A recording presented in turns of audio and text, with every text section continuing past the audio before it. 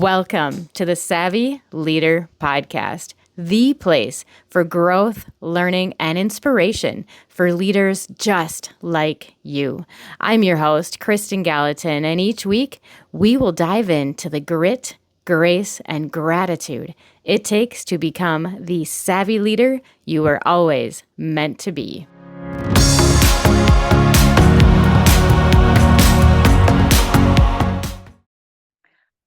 Welcome back to the next edition of the Savvy Leader Podcast. I'm thrilled to share with you a Lead Network Professionals member, Justin Persinger. He is the owner of the Expert Company, specializing in exteriors and a very niche market in, I want to say, metal roofing or more higher quality roofing materials. So I'll let him expound on that. I'm certainly not the roofing expert, but we are here as part of a Lead Network Stories Behind the Business series that I wanted to put together for our members because I wanted to share and highlight all of the great things that they do, but also what got them to where they're at. I want you to see what it's like to be a new business owner and how to discover your niche or determine what is your best way forward. And how better to do that than by learning and listening to the people that have already done it.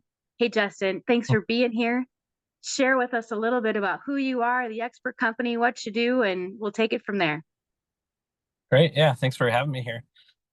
I'm Justin, owner of the Expert Co., premium roofing specialist. So the niche that we're trying to focus on is premium steel roofing, steel shingles and standing seam roof panels. And even when it comes to old barn roofs or old farm roofs, we have a restoration process that we can perform, and it helps keep that roof leak free for another 20 years. So we can extend the life of that instead of replacing it and filling our landfills. And that's been kind of the biggest, I guess one of the biggest driving forces for this niche market that we're in, is to minimize I think, 20 to 26 billion pounds of asphalt shingles that go into the landfills every year in America. And we're really trying to change the industry by getting people into these lifetime roof systems of steel roofing. And so you don't have to keep filling our landfills every time it hails. And yeah, that's kind of the biggest push. Part of my background is that I was a finished carpenter for quite a few years and focusing on the extreme detail artwork, I guess, that goes into finished carpentry and building cabinets and entertainment centers. And as I fell into roofing about 13 years ago, that's when I first started to see this issue of asphalt shingles, needing to be replaced every time it hails. And the thing with metal roofs is that it does require a more specialized skill set to install these premium metal roofs and to make everything watertight and a true lifetime roof system. And that's where the finished carpenter in me wants to bring that into the roofing industry, bring that to homeowners so they don't have to worry about roof leaks and, wind damage, shingles, and ice dams on roofs that lead to leaks on the interior and things like that. So I guess that's a brief history. I can go into more detail if you'd like me to about the history of me and how I got into this, but I don't want to take up too much time. So. Oh, don't be silly. We got all the time in the world. But I think that is so, I want to say, noble of you to be recognizing what we need in the world. And in my mind, thoughts that are bubbling up are like, who can you partner with, or who people like insurance companies should be interested in supporting you, because right now we've got this huge insurance crisis. I know in Minnesota and across the country, just rates are skyrocketing. People can't afford it. And it's because of the incredible storms that we've been having. So I applaud your innovation and you wanting to make that, taking the initiative to make those first steps, because it sounds to me like you might be almost pioneering this whole concept of, hey, how about we stop using materials that fill the landfills and don't really do the job that we need them to do? We as a globally are moving into a different place in time, and we have these resources and materials. Doesn't it just make sense to use it so that they can be more available? Because I got to believe that, finding the right materials, I'm sure it's a little bit more costly for homeowners, and it's making it harder for us to do the right thing. Right. My gosh. But so you have a background in automotive and carpentry, right? And I Yep. know you've even got a side hustle in coffee, and I thank you, because if it weren't for me knowing you, I wouldn't be drinking good coffee today. So, but with that, talk a little bit about, was there a pivotal moment in your life? Was there something that happened that caused you to shift from the carpentry into the roofing? Was there anything to that, or was it just a natural segue? Um, yeah, I guess it was a natural segue in the sense that I fell into it by accident. So I started in finished carpentry. Well, I was a mechanic for 7 years, and then started working with my father-in-law in 2009 as a finished carpenter, and learning that trade on $1 million homes out in Colorado, and building wine cellars and refinishing, $500,000 basements, and it was unbelievable. So it was a fantastic journey of learning a new trade and being able to bring that artistic desire in me out in a woodworking way. Um, but then after a few years doing that, we had some different life transitions, and we had an opportunity to move to Minnesota. And so during our before we decided to make the move, I had flown out here and secured a job as a remodel project manager for a company.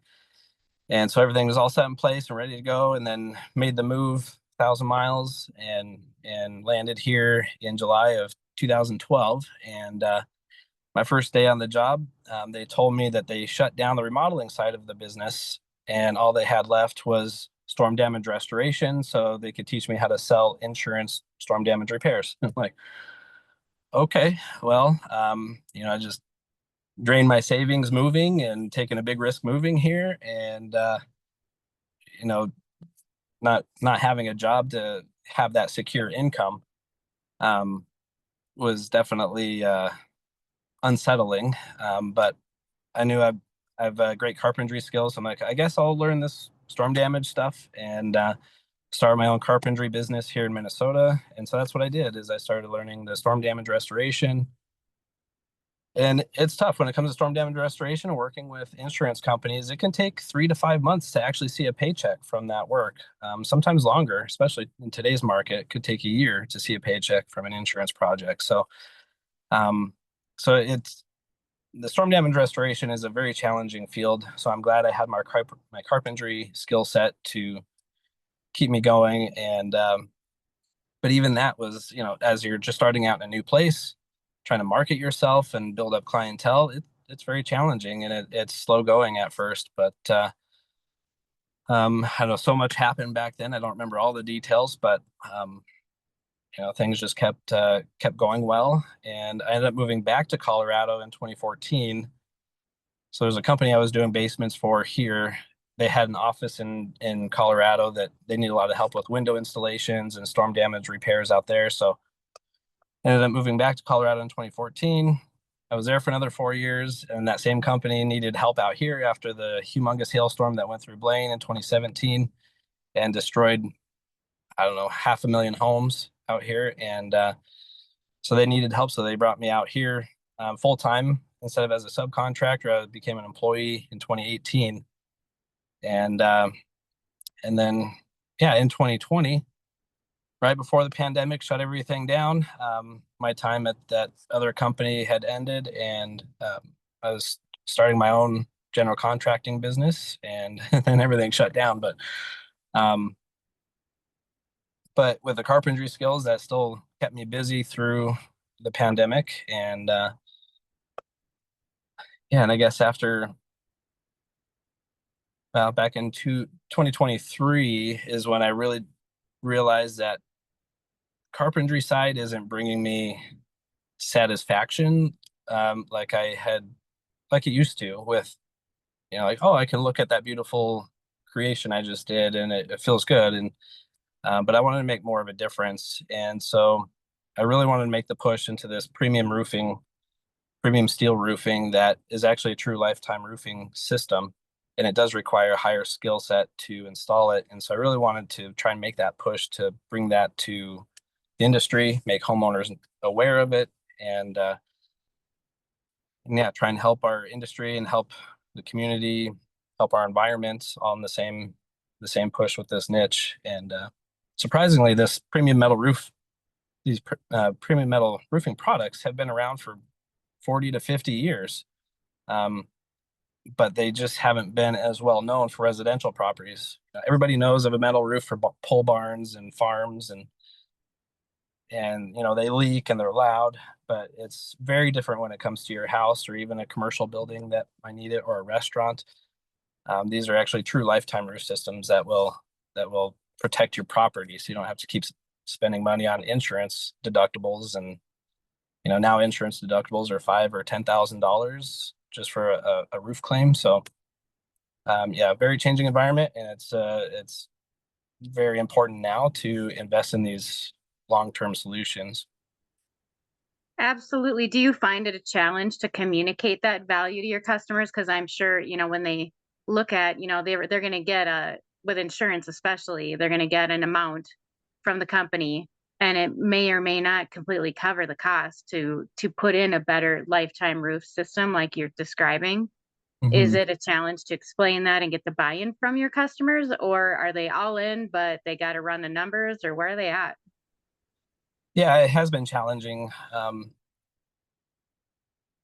It's hard to get folks to see the return on investment. So yeah, the premium metal roof systems, it's maybe twice as much as a regular asphalt shingle roof system. However, it lasts 5 times longer or more. So trying to get people to understand that, let's say if you have a $5,000 deductible right now and it covers your full roof right now, well, the way insurance is changing, your roof is only going to be fully covered for 8 to 10 years now. After that, you're going to have to pay out of pocket for the rest of your roof plus your deductible. And so let's say in 10 years, your deductible is most likely going to be higher, plus you're going to have to pay more for your roof the next time it hails and gets destroyed. So you might be out on the hook for 20 grand just to get that roof replaced the next time.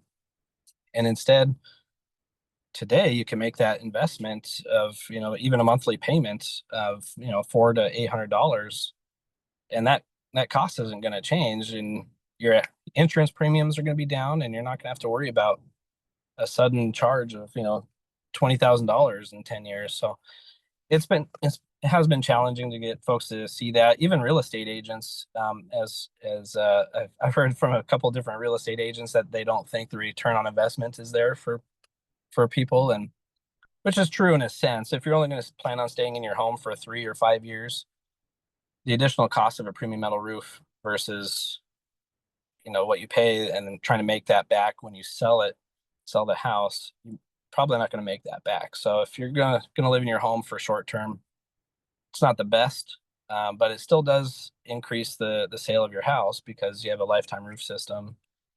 And plus, with how insurance companies are going now, a lot of homeowners can't buy a house because the roof isn't getting insured.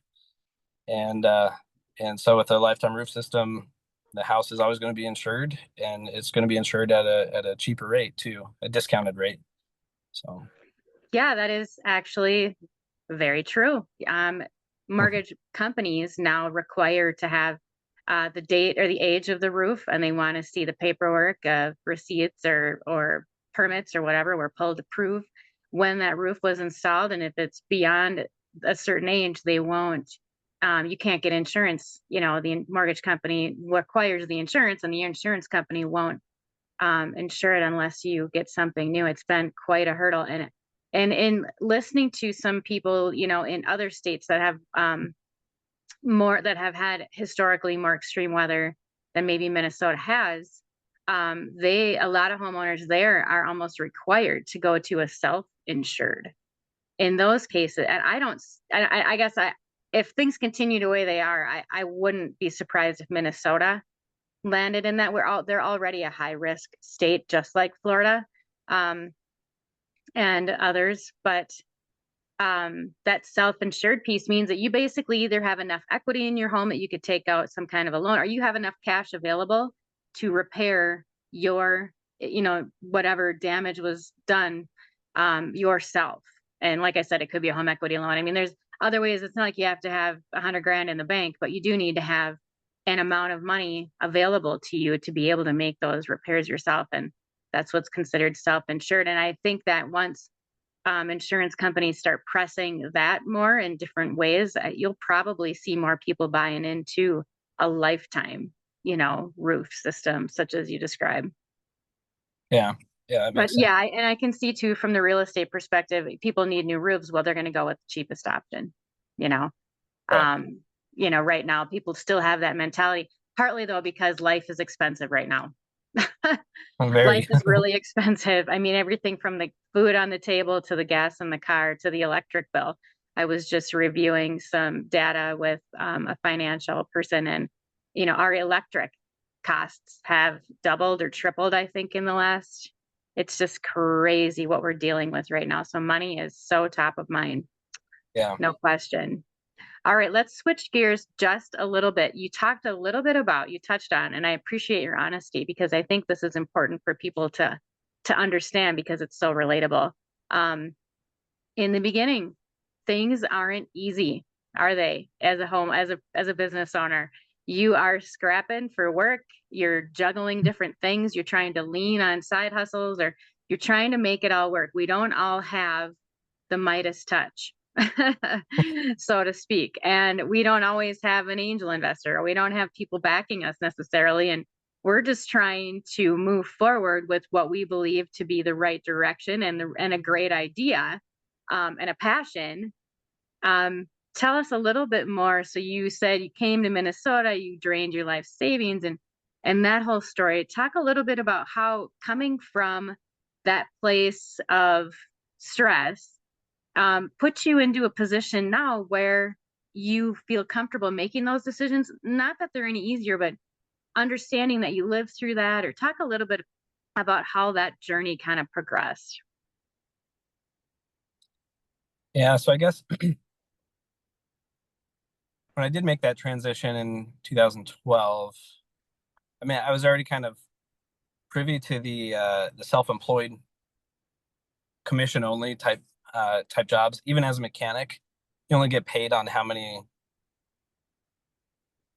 service hours that you complete on a car, so you're not paid a guaranteed um, salary. I mean, many of them are now because times have changed, and um, Interesting. so No, I didn't know that that was a thing. yeah. Wow. And then even as a service advisor at a dealership, you get a small salary, and then the rest of it is commission off of what you sell. So, um, so I've been since 2002. I've been in the commission field, I guess, with a non-guaranteed income. And once I made that transition into carpentry in 2009, there's all this talk of, yeah, you have the potential to earn this much, or you have the potential to earn this much, but it's all based on piecework. So how many linear feet of baseboard can you install at $2 a linear foot? If you're selling it at that price of the homeowner, what's your take home after that? So, and in today's market, it's like $7 a linear foot. But, so yeah, it was just, when I made the transition in 2012, it's obviously stressful, but because I've had so many years of figuring it out and making things work, it wasn't as stressful for me.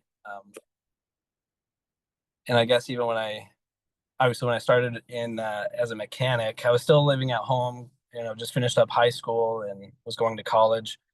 So I still didn't have like the full responsibilities of a family, of a marriage, and all the expenses that come along with that. But in 2012, it was definitely more stressful because I had two kids, moved across state, a wife that was a stay-at-home mom, so she didn't work outside the home for an income. And so it was at that time, it was very challenging to rely on just to be the sole income earner. But at the same time, we weren't paying childcare expenses either. So it's just, yeah, so it was challenging, definitely. But I think for folks that are just getting into it and they already have a family, it's going to be a lot more challenging. Unless they do have, like you mentioned, an angel investor or something like that, someone that can help fund them as they move along. For me, it's been organic every time, just starting from scratch. Even moving back to Colorado, that whole move, it's like $10,000 to move across, across states with moving trucks and everything, and then again in 2018 moving back, and yeah, so it's just a lot of transition like that. Especially, it really drained funds, and it seemed like we were always starting over. And so even in 2020, even though I had a guaranteed income from 2018 to 2020, it was still just like paycheck to paycheck. And then starting my own thing, it's like, okay, now I'm back to square one, earning nothing until I can get my business going. And yeah, it was good, solid 3 months of in 2020 with the pandemic going, and before I saw my first paycheck from doing a few jobs and people were able to pay the invoice kind of thing, and and so yeah, it's been really slow going. And then meeting some people along the way, like I met Samantha, and she introduced me to Biz to Biz, the business networking group, and that has really helped grow the business and just talking to people and getting to know people. But one thing that I found very challenging here in Minnesota, and I'm sure it's true for anybody, but as a transplant from a different state, you don't have those like family connections that live here. You don't have the lifetime of connections of people that can help refer you and help give you jobs to grow your business. So it was, as I've met a lot of other business owners, it seemed like they start their business, and after 2 years, they have $1 million business going, and but it's because they've had those lifetime of family members and friends and other people that have supported them in some fashion. As a transplant, you don't have that, so it's been a lot more slow going, and but I prefer that. I don't like to grow too fast, and I like challenges. So the fact that after 5 years, my business is still going, and it's going really well still.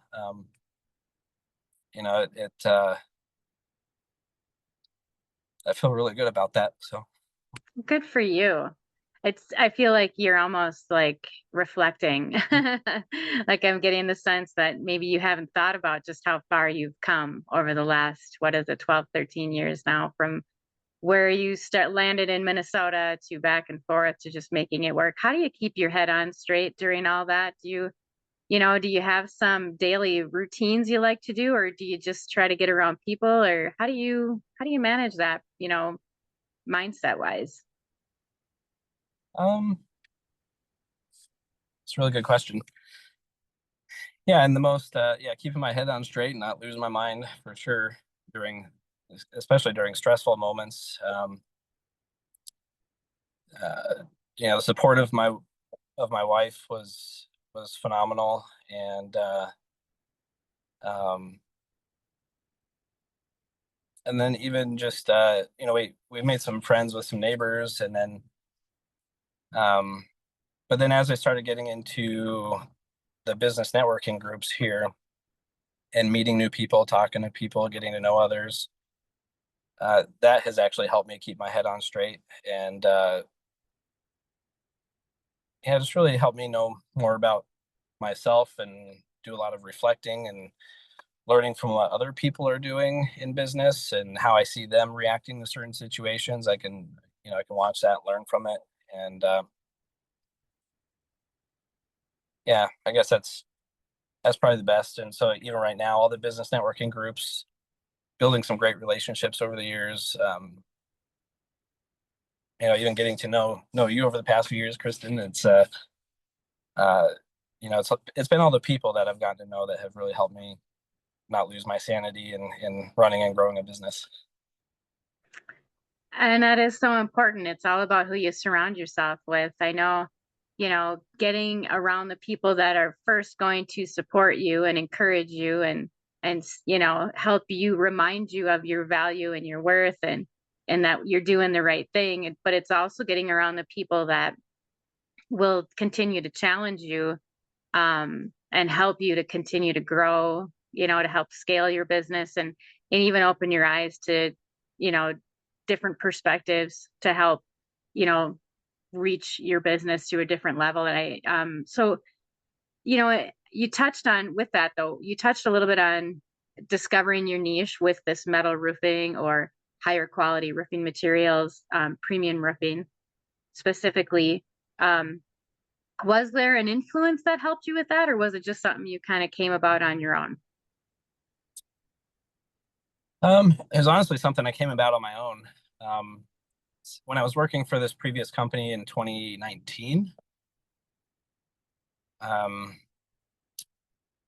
one of the metal roof product representatives reached out to me on LinkedIn, and I actually knew nothing about metal roofs at that time, even though I'd been in the roofing industry for 5 years at the time. I knew about metal roofs, but didn't really know much about them. And not many roofing companies were focusing on metal roofs either. So it's like, yeah, they're there, but nobody, everyone wanted the asphalt shingle roofs because it's a quick replacement. You can make money. It's guaranteed. Uh, you know, Keeping people in asphalt shingle roofs, it's like a guaranteed work for years to come because they're always going to need to be replaced. So most people weren't talking about metal roofs and pushing it.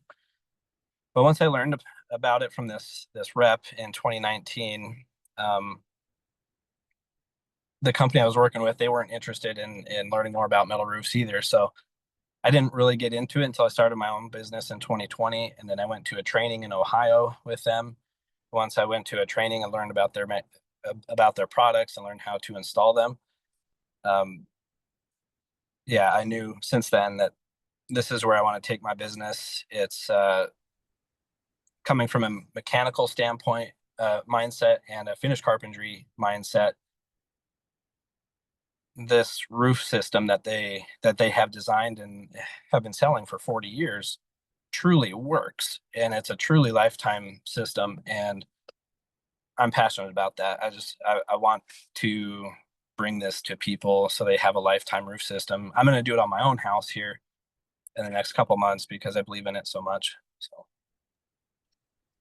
That's incredible. I love that you're open to those possibilities. But what I like the most is I can hear in your voice the passion that you have, what you have for this niche. And I just I can tell that you're in the right place. I mean, just by the way you're talking and hearing what you have to say about it, I hope that is that as fulfilling and as satisfying as it sounds for you. oh yeah. Awesome. Yeah, whenever we've done a metal roof, I get so excited, not only for the homeowner, but I've started this the saying, they're sexy metal roofs, and like I truly feel that way.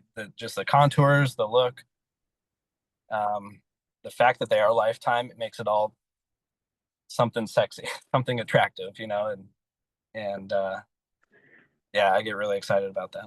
That's cool. I love it. I think it's just fantastic. Okay, so I'd like to touch on first off, Minnesota is kind of a seasonal state. Do you have downtimes? Do you find yourself having difficulties maintaining productivity in downtimes? Or, I mean, I know roofs can be installed all year round, can't they? Or no? Metal roofs can.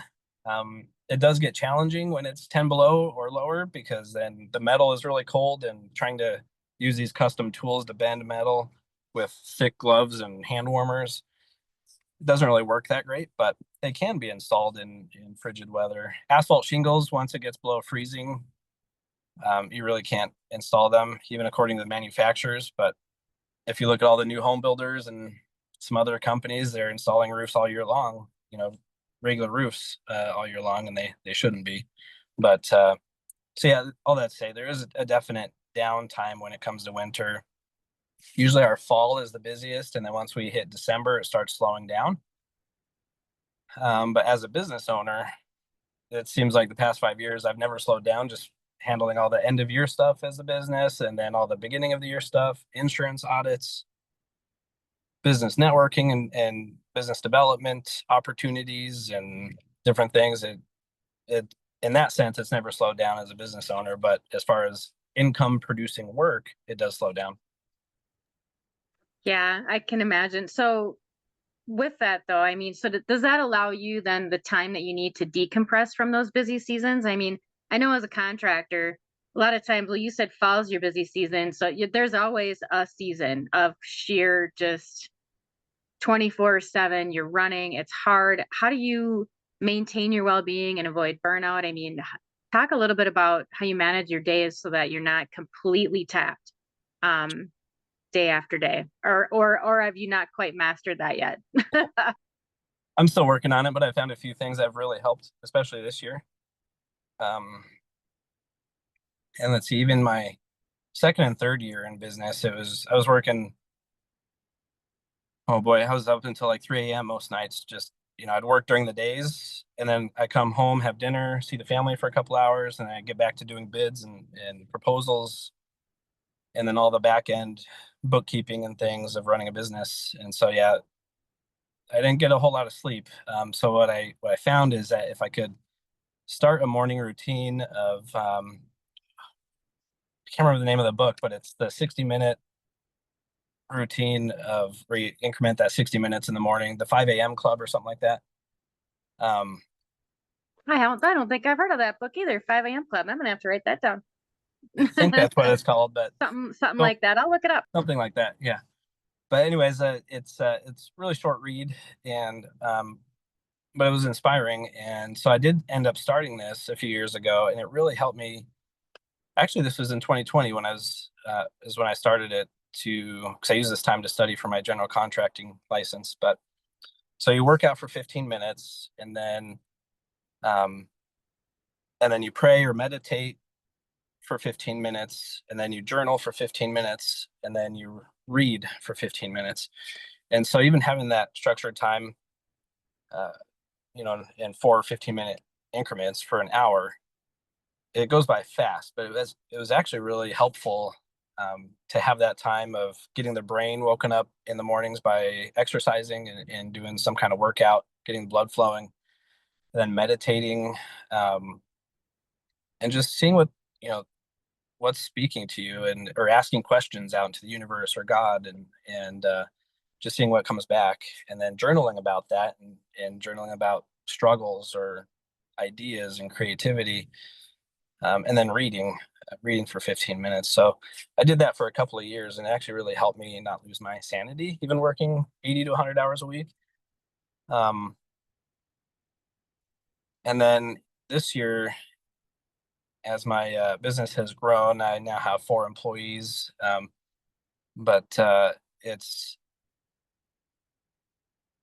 and some other personal things going on this year that has made it very stressful and challenging to run the business and handle these personal situations. And once I started at Burn Boot Camp doing these 5:30 in the morning workouts, there for a while I was going 6 days a week, but now it's 5 days a week. But it's still that in itself has helped me to release stress and get the blood flowing and the creativity flowing, and just it's a good community of people. Even just being around people at 5:30 in the morning that you're just there to exercise and work out, and it's not about business, it's not about anything else. It's just, let's have some fun working out, and support each other in that way. And so being in that environment has really helped me through this challenging year. So the gym can be a whole nother community besides just going to work out. Oh yeah. Ah, I don't like working out. I don't like going to gyms. I don't like, I'll do walks. I do yoga now, but I mean, I'm always like, oh, the gym. Everybody talks about the gym, especially the one you referenced. And I'm like, oh, it Yeah. just has such an aversion to that for some reason. I tried it once and it just was not my cup of tea. I don't know why. It's not Sure. like I'm not an athletic person, because I like sports and I like all that stuff, and I'm a very physical person, but I don't Yeah. know what the deal is with but anyway, I love your story about how you, even though you're working 80 and 100 hours a week, you found at least 1 hour most days to have your time to recenter yourself, whether it's in prayer or in meditation, and then reading, and then moving your body in whatever way made sense for you. And those things are just so healing. And I love that. that you found that you're able to do it so consistently for so long. A lot of people start those things and they don't keep up on them. So I applaud you for that discipline, because sometimes it can feel like discipline in the beginning, but I bet it feels more like just, I got to do it. I got to do it. Right. Oh yeah. And Yeah. even now, like last week, I was sick for a week, and so I didn't go for a whole week, and it just seemed like my head was in a fog, and my body was just, it was missing the workout, and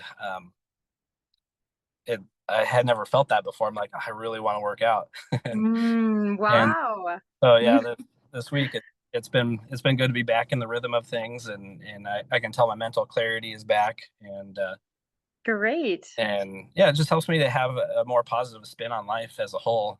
Just being able to do that every morning. Good for you. That's awesome. Okay. So what about your future, Justin? What do you have coming up? Are you happy where you're at? Are you just going to continue to build and grow in your current, in the roofing industry and offering these premium? Are you looking for partnerships? Where are you at with things? And what are you hoping? What's your 1, 5, 10 years? What do you got? Um, my 3-year goal is to, so we're still only, even though our niche is premium metal roofing, then we're still only doing about 10% of our business is metal roofs right now. So in the next 3 years, I want to be 90% metal roofs and 10% other things or other kinds of roofs. But so that's my 3-year goal. 5-year goal, I don't know. My plan isn't to have a huge company. My plan is just to have a good, solid core group of us of 5 to 8 team members, and where we can work really well, work efficiently. We don't have to work 80 hours a week. We can work well together and complete amazing projects, and be able to enjoy life as well. So yeah, beyond 3 years,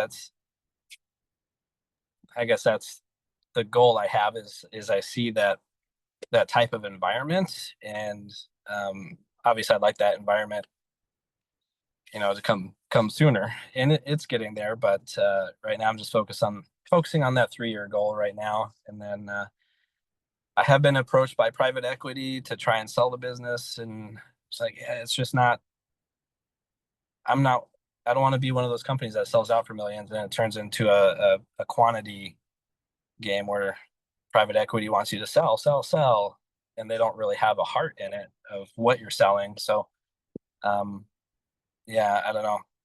I plan on just kind of growing this, and trying to make the metal roofing thing the lifetime business for me and my kids, and just try and have it be a legacy, I guess, or something. Or even if my employees wanted to eventually take it over, and I can go travel to see ancient civilizations like I want to do, kind of thing. So I think that is so great. You have this unexpected side of you that includes coffee, ancient civilizations, and tech, right? yep. Yep. I think that's so great, Justin. You're such a well-rounded individual. I think you're open-minded, and it's fun to get to know you and to watch you grow. It has been really fun to just get to know you better throughout these last few years. Do you have any advice for aspiring new business owners, or whether they're contracting or not? Is there something you wish you would, is there something now that you wish you knew then, or what kind of advice do you have for our aspiring new business owners out there? um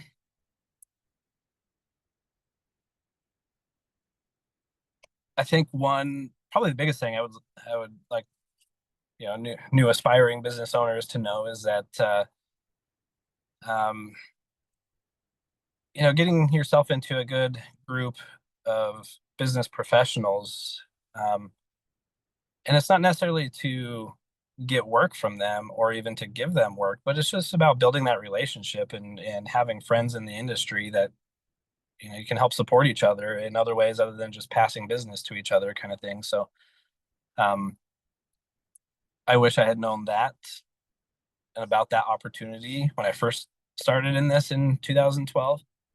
Um I wasn't aware of it for about 4 years. And so it was, and then jumping into BNI, which that's a whole other story of, but it was still good about building friendships and relationships with other business owners and other business professionals. And then the other thing I would say to aspiring business owners is that unfortunately,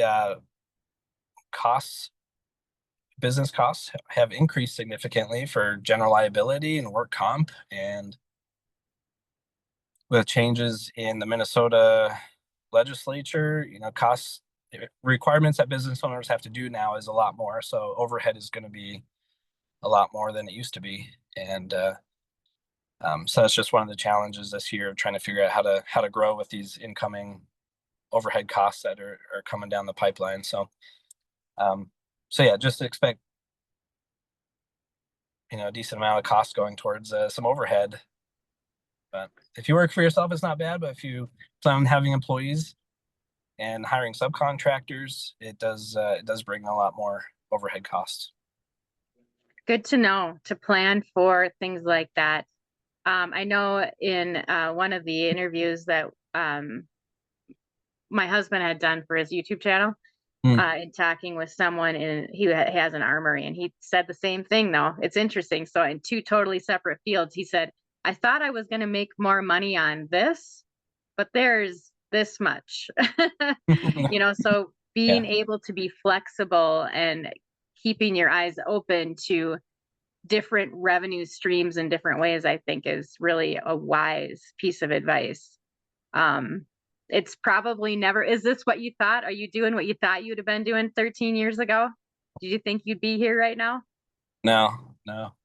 My ultimate dream was to have a 4x4 shop where I could do custom metal fabrication, and I never thought I'd leave Colorado, but I did, and somehow I made it in the roofing industry, and so here I am. So that's so great. And you know what? I'm in Colorado right now. Oh, are you? Okay, cool. Yep. Yeah, we're in Fort Morgan. We're just outside Fort Morgan, Colorado. Oh, nice. Okay. Yeah, so I've been stressing about this time change all week because it's just 1 hour and it's earlier. So Right. I'm like, every day I'm like, wait, I gotta just look, I gotta look again. And yeah, too many calendars to manage, 1 hour. Right.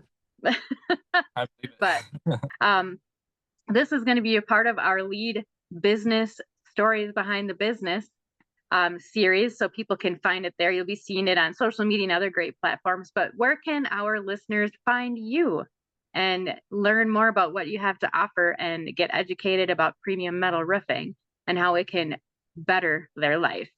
Yeah. Well, folks can definitely come into our office. We have an office in Centerville, which is right in between Blaine and Hugo. And it's not a very big office, but we have a lot of samples and displays there that we could show you. Otherwise, reaching out, checking us out on Facebook, even our website, which we're actually going to be going through a revamping of the website and trying to give a little bit better and more detail about what we do.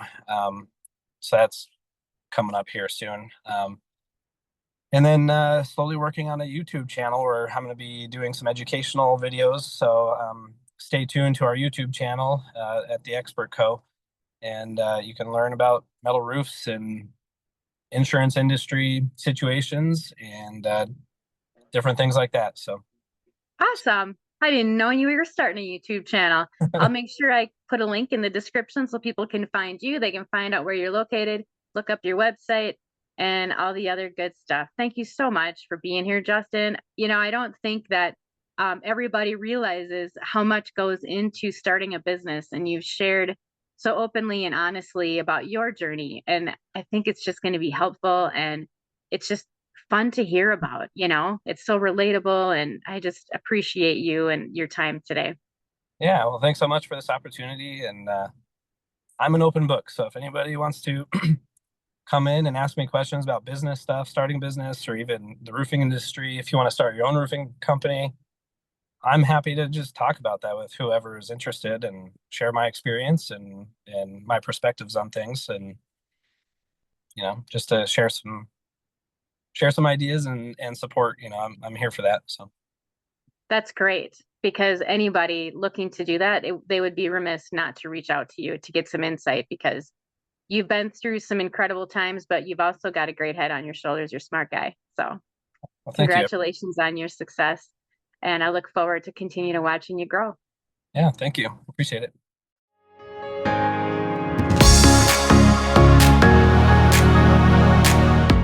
Thanks for listening. We hope you enjoyed this episode of the Savvy Leader Podcast. Be sure to check the description below for any links or resources we mentioned today, and for even more inspiration and tools to help you on your own leadership journey. Come on over and join the conversation in the Savvy Leaders Lounge. That's savvyleaderslounge.com, and we'll see you next time.